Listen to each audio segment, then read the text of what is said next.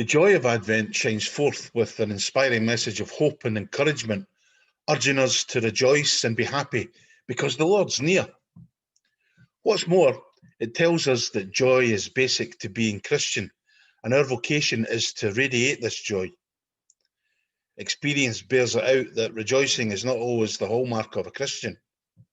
All too frequently, Christianity has been associated with sadness.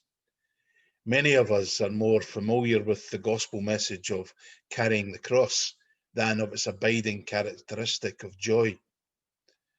We tend to think of Jesus as the man of sorrows and acquainted with grief. Yet, as he concluded his ministry and was about to leave, he says, "These things I've spoken to you, that my joy might be in you and your joy be complete." While there's hardship and suffering in the life of Jesus, there is a joy which is compatible with pain. We were created for happiness. It's the purpose of our whole being, and we spend our lives searching and striving to attain it. Somehow, this happiness seems to escape us as we go searching after it in the wrong places. Our greatest mistake is to equate joy with pleasure and to look for it in material things. We can buy pleasure, and it will cost us dearly, but all the money in the world cannot purchase happiness. Christian joy is something deeper and richer than the smile and laughter upon a happy face. It comes from an awareness that God is with us and produces a contentment and an inner peace that cannot be taken from us.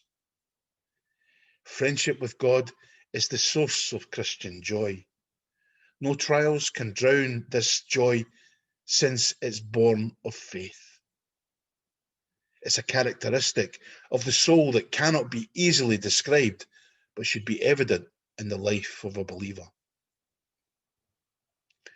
On the first Christmas, when God came down in the person of Jesus, he filled the world with glad tidings and great joy. His life was geared towards God the Father in joy, prayer, and thanksgiving.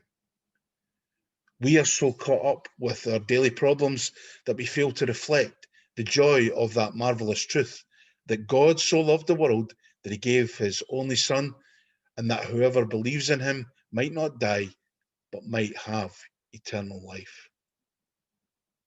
There is no greater proof of love than to give of ourselves to others. Our Christmas joy cannot be complete unless we show generosity to those who have nothing to give us in return.